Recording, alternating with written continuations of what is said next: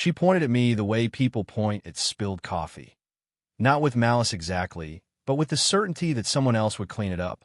I was on my knees in the lobby of Meridian Capital Group's headquarters, scrubbing a scuff mark off the baseboard that nobody had asked me to clean because I had seen it when I came off the elevator and I could not walk past a thing that needed doing. My bucket sat beside me. My cart was parked near the service entrance where the security desk had directed me to leave it, as if the sight of it in the lobby would lower property values. The lobby ran the length of a city block and cost, by rough estimation, somewhere north of $4 million to build. Imported limestone floors the color of old cream. A reception desk cut from a single slab of book-matched marble. Floor-to-ceiling glass facing west that turned the entire space gold on a clear afternoon. It was beautiful in the way rooms are beautiful when designed to communicate a single idea about the people who occupy them. The idea being, we are not like you.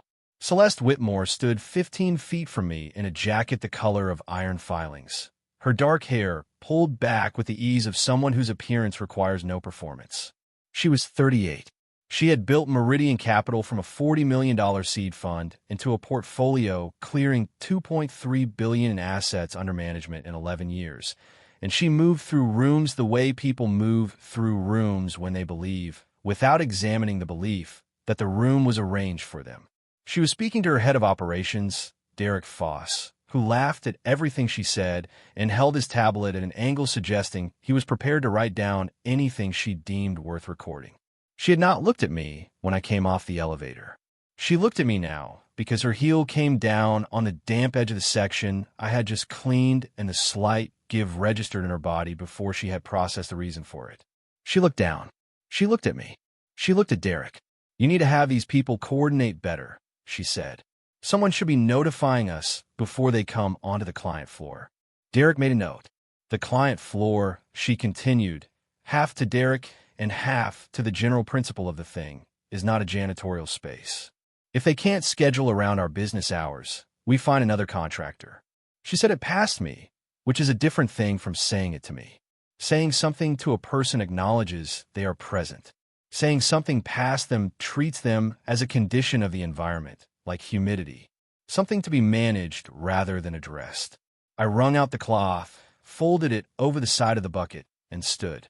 I said nothing.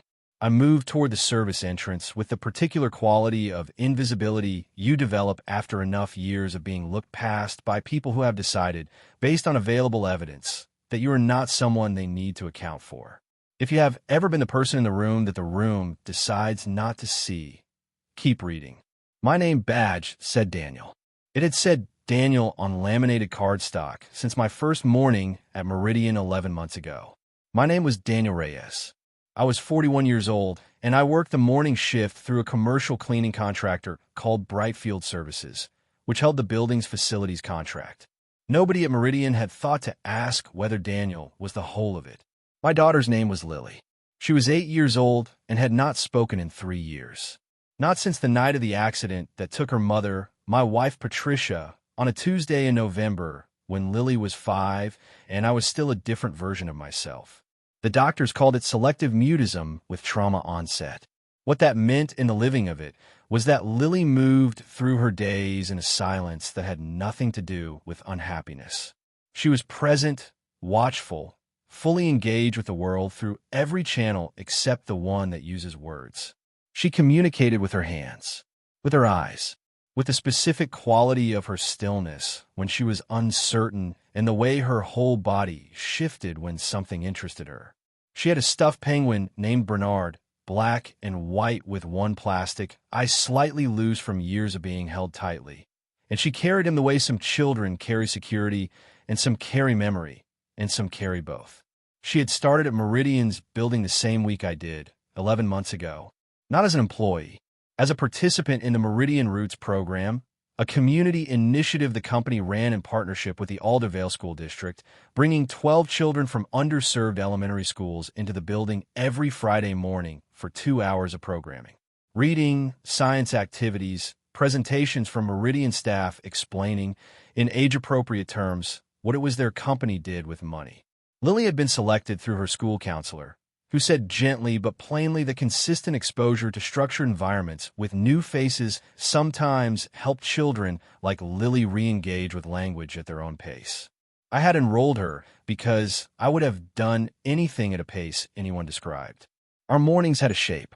5 o'clock I rose and dressed in the dark. I left breakfast covered on the stove for Mrs. Delia Gonzalez, who lived 2 floors down, and came up at 7:30 to sit with Lily until the school bus arrived. Mrs. Gonzalez was 71, Dominican, had raised 4 children and helped raise 9 grandchildren, and had opinions about everything, which she shared freely and without concern for whether they had been solicited. She had been watching Lily for 8 months and said, every time I thanked her, that Lily was not a burden. Lily was a window, because that child sees things the rest of us walk past. I believe this. I came home by 2 most afternoons. We ate dinner at 6.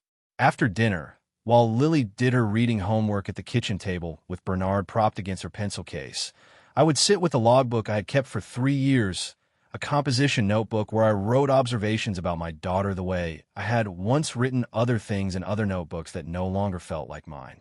I wrote about small changes because with Lily, everything meaningful happened in the small. We had a system for talking.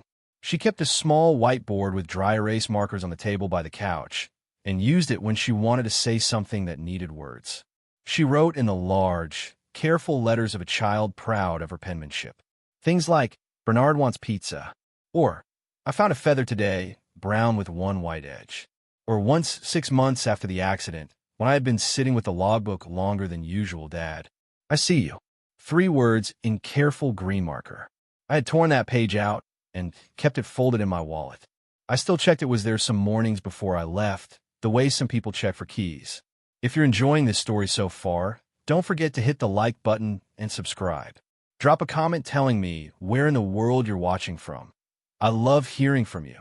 The Friday in question was the 2nd week of October. Cold and staying that way. I had come in at 5, done the parking structure, done the lobby, done floors 3 through 8, and was working the corridor on 14 when my phone showed 7:22. The Roots program would arrive in the lobby in 8 minutes. I loaded the cart into the service elevator and pressed 18. I was halfway down the corridor on 18 when I heard the stairwell door open from the inside. I pushed it open. A child was sitting on the 3rd step. Small, dark-haired, wearing the yellow Meridian Roots lanyard. He had his knees pulled up and his arms wrapped around them, staring at the space between his sneakers. He was breathing in the shallow, careful way of someone who has been upset and is deciding whether to remain upset or return to the world. He did not look up when the door opened. I stood in the doorway. I did not go toward him because children in stairwells who are trying to be alone have usually chosen the stairwell for a reason. I said quietly, you can stay here if you need to. Nobody's going to bother you. He looked up. His eyes were gray and careful. He looked at my badge. He looked at my face. Then he looked back at the space between his sneakers. I let the door close to a crack. I did not leave. For minutes passed. The stairwell door pushed open from the inside, and the boy came through it. He stood in the corridor and looked at me, and then toward the elevator. He took 2 steps in that direction, then stopped and turned back, and for a reason neither of us could have explained, he reached out and took the handle of my cart and walked with me down the corridor toward the elevator bay. I pushed the cart. He held it from the other side, his small hand on the frame, and we walked the length of the hallway in silence. When we reached the elevator, I pressed the button for 22. We waited. The car arrived, and we got in, and the door closed, and neither of us said a word, because neither of us needed to. This was the thing about silence when it is shared rather than imposed. It stops being an absence and becomes a kind of conversation. The door opened on 22. Sienna, the program coordinator, was standing near the entrance looking down the corridor with the controlled concern of someone conducting a quiet search. She saw the boy and exhaled. She looked at me. Thank you, she said. I nodded. The boy went with her. He did not look back. I pressed the button for 18. That evening I picked up Lily from Mrs. Gonzalez. She came to the door with Bernard under her arm and her backpack on, and looked at my face the way she always did when she first saw me. A full account, a check that everything was where it was supposed to be. I looked the same account back at her. At dinner she ate half her pasta and all of the bread. Then she sat with her whiteboard and wrote in careful red letters, "I found a good rock today." She went to her backpack and came back with a piece of quartz the size of a quarter, cloudy white with a vein of pale pink running through it. She set it on the table between us, and we both looked at it. "That's a good rock," I said. She picked it up and placed it in my hand and closed my fingers around it with both of hers. I held it through the rest of dinner. Later, writing in the logbook, I wrote about the boy in the stairwell. I wrote that some silences are walls and some are windows, and the difference is whether there is another person standing quietly on the other side. I closed the notebook. I thought about a woman on the 42nd floor who had not learned to wait. I did not judge her for it. You cannot judge a person for not knowing the thing they have not yet been shown. I turned off the light. The second Friday it happened, I was on 22 running the dry mop along the baseboards of the conference suite before Sienna's team arrived to set up the tables, and I heard the stairwell door open from the inside. I knew the sound of that door. Every door in that building had its own sound, the particular complaint of its hinges, the weight of its close. The stairwell door on 22 had a slow hydraulic pull that made it sound like a held breath releasing. I heard it at 7:31. I finished the baseboard section I was on and walked to the corridor. Owen was sitting against the wall outside the stairwell door, not on the stairs this time, on the floor with his back against the drywall, and his knees up and his gray sneakers flat on the charcoal carpet. He had the yellow lanyard around his neck. He was looking at the ceiling in the way Lily sometimes looked at the ceiling, not blankly, not emptily, but with the focused attention of someone reading something the rest of us could not see. He did not look at me when I came into the corridor. I leaned my mop against the wall and sat down on the floor, not beside him exactly, but close enough that we were in the same conversation and far enough that I was not in imposition. The carpet on 22 was thick and serious. I sat on it without comment. We stayed that way for 4 minutes or so. He looked at the ceiling. I looked at the far wall. The building made its morning sounds, the elevator machinery, the HVAC current, the distant percussion of a city already in the middle of itself. Then Owen looked at me. He looked at my hands resting on my knees and then at my face, and he reached into the front pocket of his jacket and pulled out a small folded piece of paper and held it out without getting up. I took it. I unfolded it. A drawing in pencil and colored pencil. 2 figures on a rooftop with the lines of a city below them, small and detailed. Both figures looking out rather than at each other. One large, one small, and between them a third shape that was either a bird or something the artist had not quite decided on yet. The drawing was good. Not charming good. Technically good. Proportions considered. Lines made by someone who draws often and means it. I looked at it for a while. Then I looked at him. "Who taught you to draw the city like that?" I said. He looked at the drawing. He did not answer. I did not expect him to. The small figure had something tucked under its arm, a round shape with stubby wings. "Is the small one you?" I said. He looked at the drawing. He looked at my face. Then, very slightly, he nodded. I folded the drawing carefully along its original creases and held it out to him. He shook his head. The meaning was plain enough. I put it in the front pocket of my uniform. At 7:42, Sienna came through the door with her clipboard and found us sitting against the wall. She did not say anything for a moment, long enough that I understood she had learned, in her months of running this program, that certain things in motion should not be interrupted. She looked at Owen. He got up, picked up his lanyard from where it had slipped, and went with her. I retrieved my mop. That evening, I put the drawing on the kitchen table while Lily was finishing her reading. She picked it up and held it close, then at arm's length. "Who made this?" She wrote. "A boy at the building," I said. She wrote. "He sees things from high up." I said I thought so too. She wrote. "Like me." She was not asking a question. The same calm inventory she applied to rocks and feathers. She recognized something in the drawing, a quality of attention familiar to her, because it was her own. "Yeah," I said. "Like you." She nodded and went back to her book. I left the drawing on the table. The fourth Friday was the last week of October. I was on 22 at 7:15, earlier than usual, because Augusto had asked me to check the utility closet near the east stairwell after a leak report had been upgraded from routine to priority. I found Owen in the east stairwell at 7:18. He was on the second step, and he had a piece of paper in his hand but was not drawing on it. He was holding it flat and looking at it. And when I pushed the door open, he looked up, and something in his face was different from the calm, careful attention of the previous Fridays. His eyes were wet, not crying. The stop state just before crying, when the decision has not yet been made. I sat down on the step below him. He looked at the paper. I did not ask to see it. After a moment, he turned it so I could. It was a printed photograph, small, of a woman and a boy who was clearly a younger Owen, 5 or 6 years old. The woman was looking at the camera. Owen in the photo was looking at the woman. She was laughing at something outside the frame, her head tilted, her eyes almost closed. It was the kind of photograph taken when something genuinely funny has happened and someone happened to have a phone. I looked at it. I thought of Tuesday in November 3 years ago. I thought of the way grief sits in a child who is too young to have a name for it and too old to be unaware of the weight. I said quietly, "She looks like someone who laughed a lot." Owen looked at the photograph. He did not nod or shake his head. He sat with the observation the way you sit with a thing that is exactly right and exactly painful at the same time. When he was ready, he stood and folded the photograph and put it in his jacket pocket. He came through the door, and we walked to the conference suite together.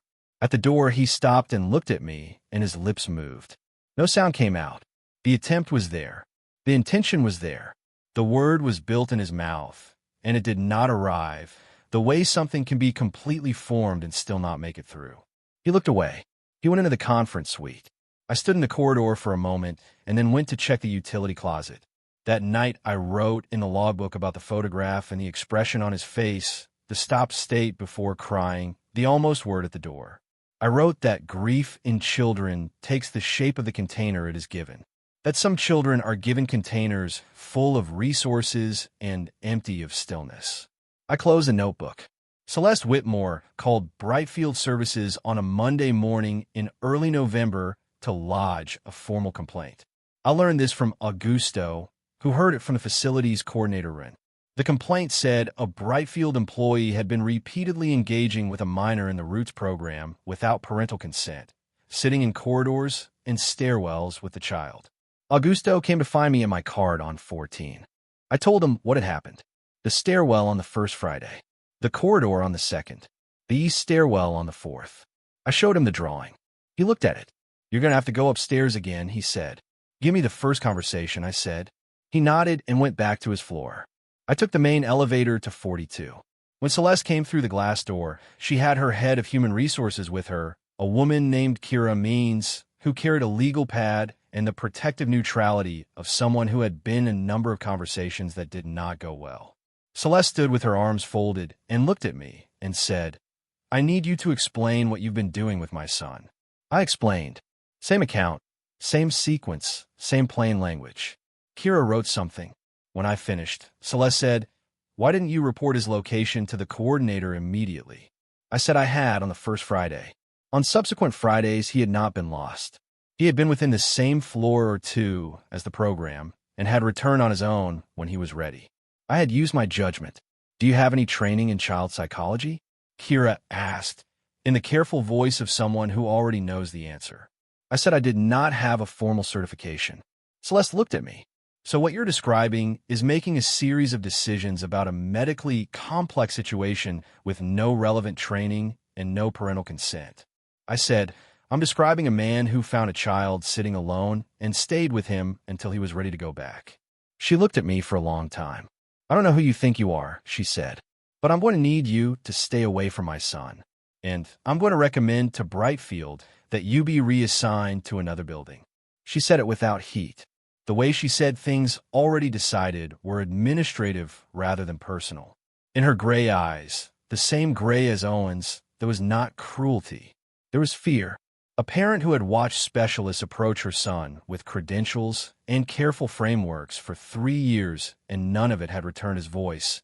And here was a man in a cleaning uniform saying what her son needed was a stairwell and someone who did not try. I understood the fear. I had sat inside the same fear for 3 years. I took the drawing from my pocket and placed it on the desk beside Mitchell's monitor. She looked at it. I said, "The small figure with the bird is him." She looked at the drawing for a long moment, then back at me. Something in her expression shifted, slight and real and not performed. A hairline crack in the composure of a woman who had built composure into the structural system of herself because the alternative was too costly. She said nothing. I thanked them for their time and went back to my cart on 14. That afternoon, I picked up Lily from Mrs. Gonzalez. At dinner, she ate her chicken and rice and then sat with her whiteboard and wrote that Bernard had a loose button again. I fixed it with a black thread from the kitchen drawer, the same thread I had used for the first 3 repairs, and I thought while I was sewing that the button had now been reattached 4 times and was not, in any meaningful sense, the original button anymore. But it was Bernard's button, which was a different category of thing. If you're hooked on this story, make sure to subscribe and turn on notifications so you never miss an upload. Your support means everything and helps me bring you more emotional stories like this one. Lily watched me sew. When I finished, she held Bernard up, turned him once, and wrote on the whiteboard, "Good. Now he won't lose it again." I looked at my daughter. She was looking at Bernard with the calm satisfaction she brought to things she had decided were correct. I thought about a boy who builds words in his mouth that do not arrive. I thought about the drawing, now sitting on the 42nd floor desk of a woman who was afraid, and whether fear could be waited out the same way silence could. I thought it might be. I turned off the kitchen light. The reassignment came on a Wednesday. Augusto told me in the parking structure at 5:15 in the morning, before the day had properly started, in the way people deliver uncomfortable news in transitional spaces. He handed me a printed form. My new building was a medical office complex on the west side, 12 floors, different contractor liaison, Monday start. He said he was sorry. I told him there was nothing to be sorry about. The outcome was the outcome. I signed a form and gave it back and went to my cart. I had 3 days left in the building. I did not see Owen on the 3rd Friday. Sienna confirmed he had been present, had completed the morning's activities, had left with the group.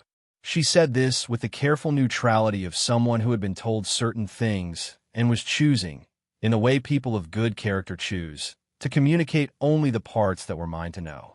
I appreciated it. I finished my shift and said goodbye to Augusto and to Cecil from overnight security, who had always called me Danny. I cleaned out my cart locker. There was not much in it. A spare pair of gloves. A granola bar I had forgotten about. A laminated list of the building's service elevator codes that I had made myself in the first month because the original was missing and I did not want to ask twice. I left the list on the shelf. Someone else would need it. On the way out, I passed through the lobby.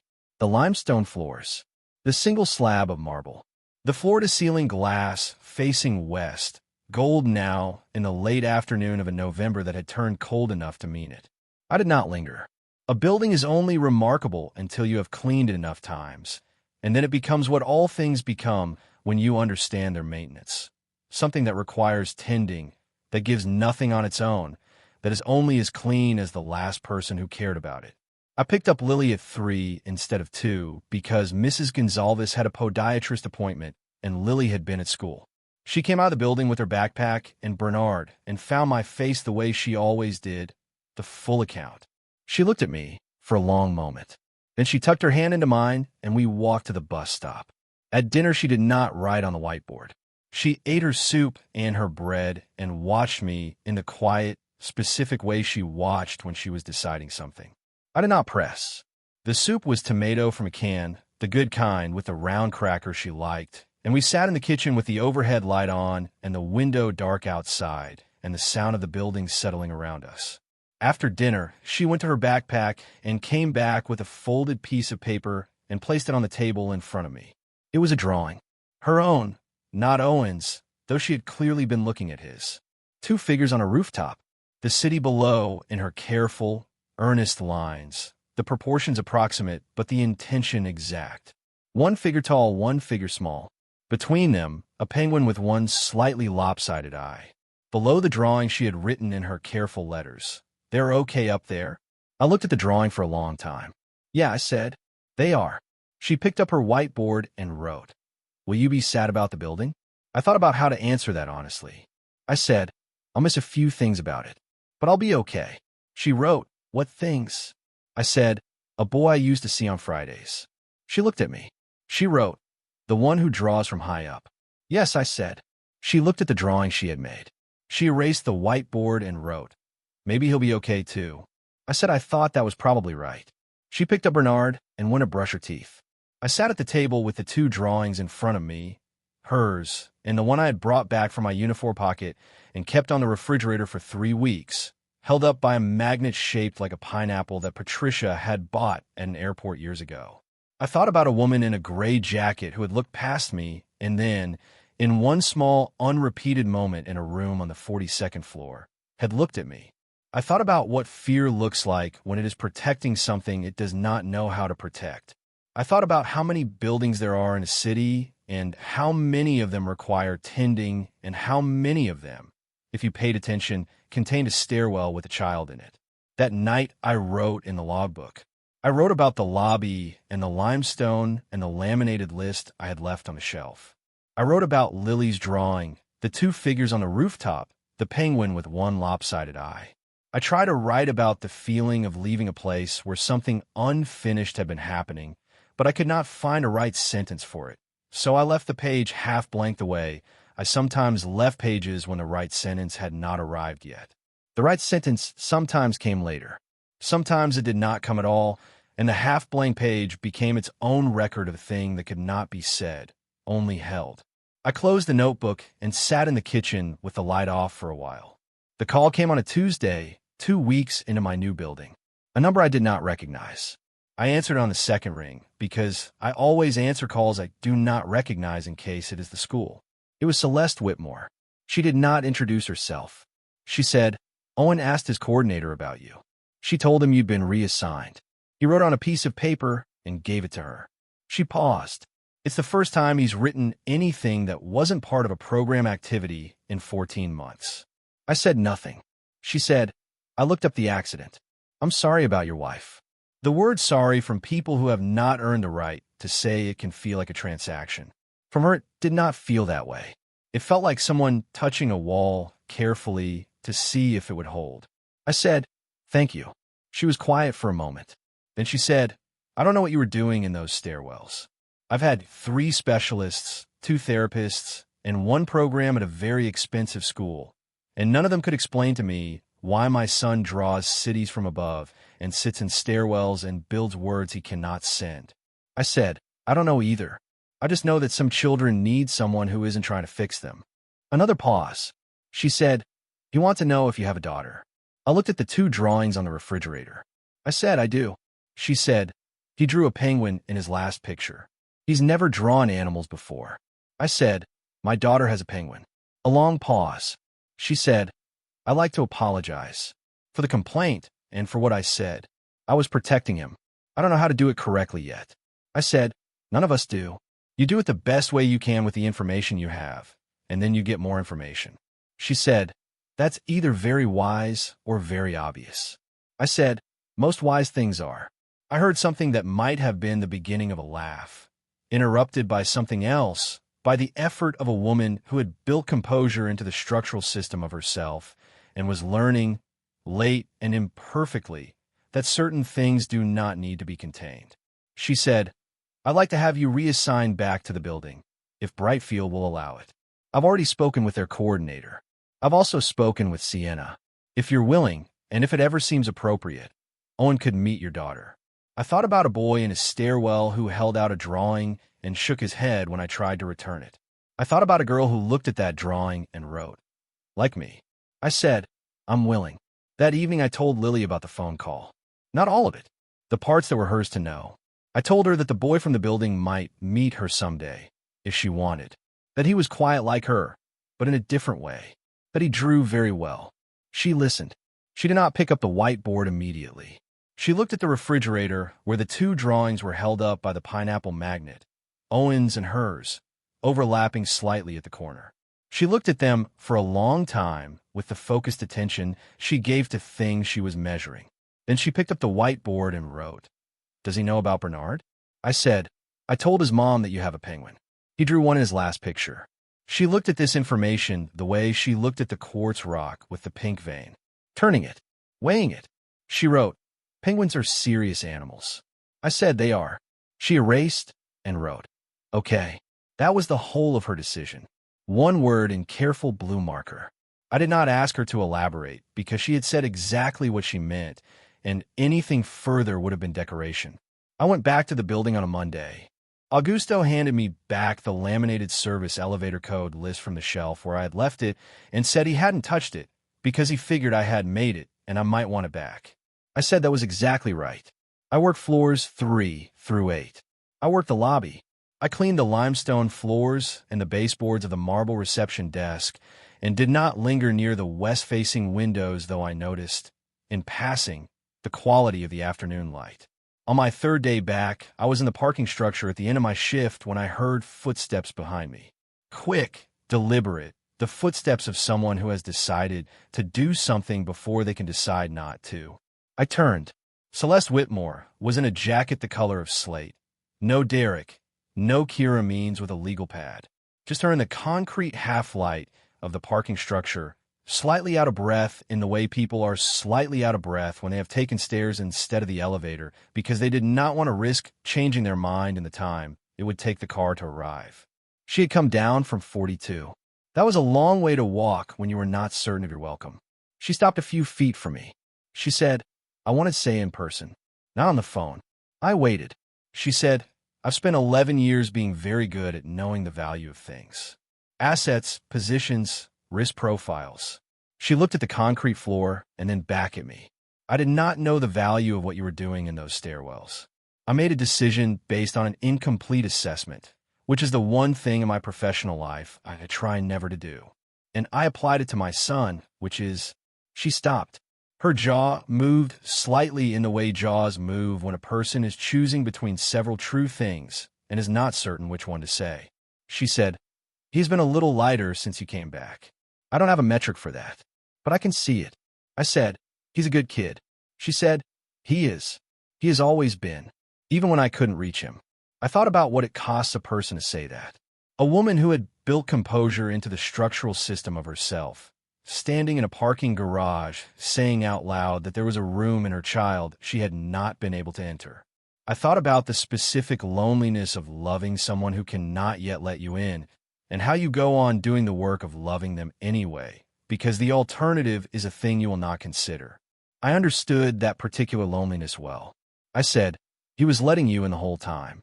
He just needed a door that fit his shape." She looked at me. The gray eyes, the same gray as Owen's, and in them something that was not performed and not managed, but simply present. Real in the way things are real when they have no reason to be otherwise. She said, "Thank you, Daniel."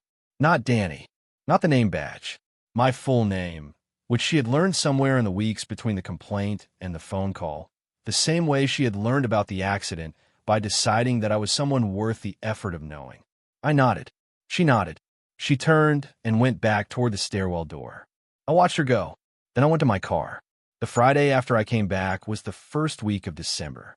Cold, with the specific clarity that belongs to December mornings before the city's heat recollects itself. The Roots program arrived at 7:30. I was on 22 at 7:18, earlier than usual, because I had come early on purpose, without allowing myself to examine the reason for it too directly. At 7:24, the east stairwell door opened. Owen sat down on the floor with his back against the wall. He had his lanyard and his jacket and his gray sneakers.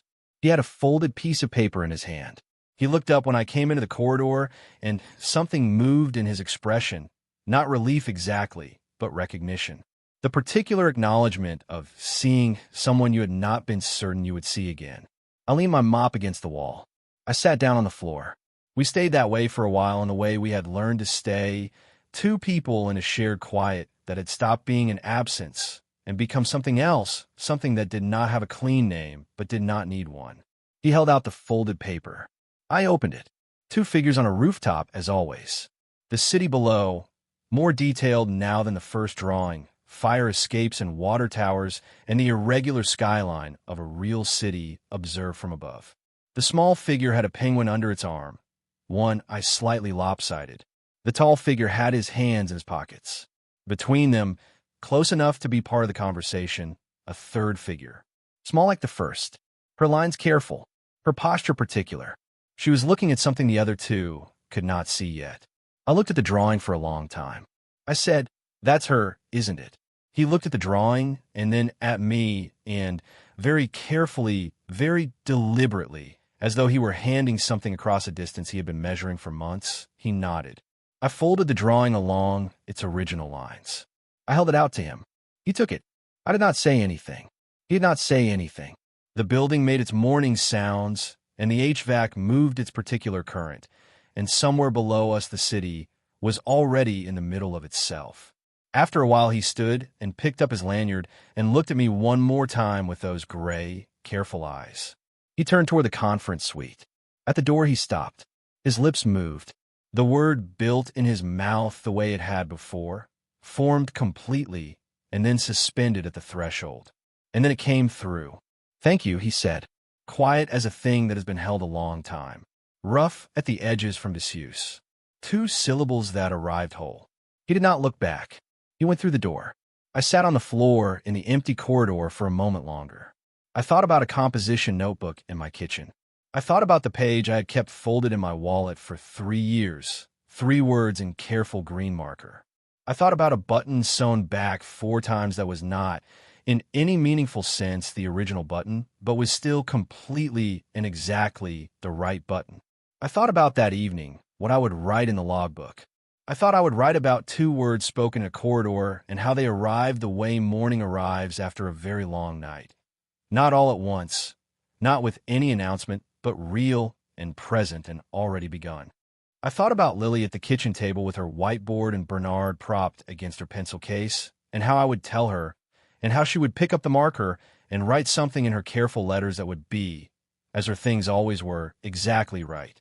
I thought about all the stairwells and all the buildings in a city that never stops requiring tending, and all the children sitting in them, and all the people who pass the door and all the people who do not. Some things come back differently than they left. They come back worn at the edges and restitched, and not quite the same shape. But they come back. I got up. I picked up my mop. I went to finish the corridor. Thank you so much for watching until the end. If you love this story, check out the other videos on your screen now. I think you'll really enjoy them. And don't forget to subscribe if you haven't already. See you in the next story.